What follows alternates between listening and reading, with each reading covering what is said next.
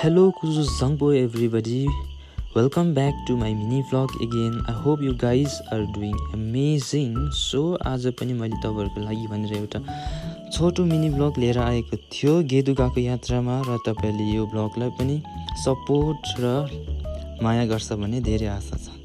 र हाम्रो journey start भइसकेको थियो देउरालीबाट बाजे बोजू म र काका and after almost driving for 30 minutes we are finally here at Gedu Jumja.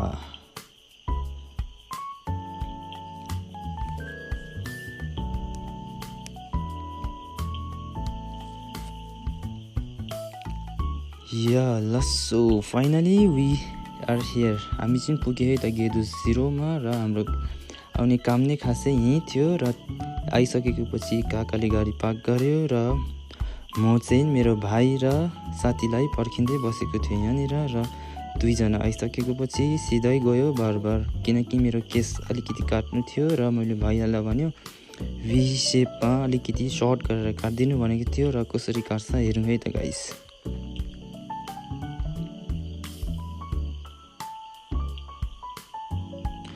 So finally मेरो केस पनि काटिसक्यो र मलाई चाहिँ खासै भनेकै जस्तो चाहिँ काटिन जस्तो लाग्यो तै पनि केही छैन भनेर पे गर्यो र त्यसपछि हामी रेस्टुरेन्टमा गयो मोमो अर्डर गर्यो र हामी दुई जनाले खायो बिफ मोमो र भाइले चाहिँ खायो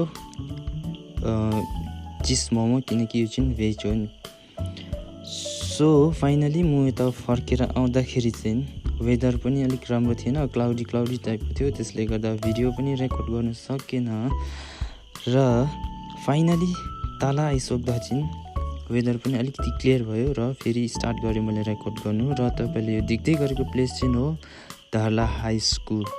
पहिला चाहिँ मिडल स्कुल थियो and it's recently upgraded to a high school र फेरि पनि फर्केर आइसक्यो हामी ताला धामधारा र यो तपाईलाई देखाउँदै गरेको चाहिँ हो राधा कृष्ण मन्दिर र आजको लागि चाहिँ यति नै। Thank you so much for watching, keep supporting, keep sharing your love and don't forget to follow Arun's mini vlog.